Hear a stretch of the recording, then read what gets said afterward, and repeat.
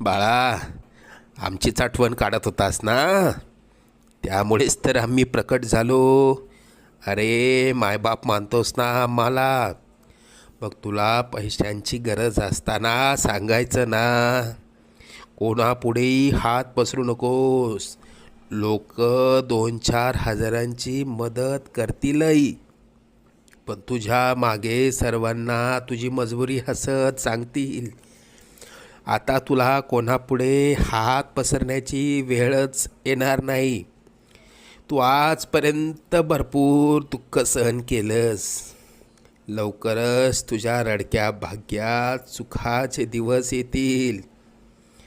तुझ्या मनात असलेली इच्छा पूर्ण होऊन अक्कलकोटला पेढे घेऊन येणं होईल. येशील ना आम्हाला भेटायला अक्कलकोटला? सगळं मनासारखं होईल. निश्चिंत राहा.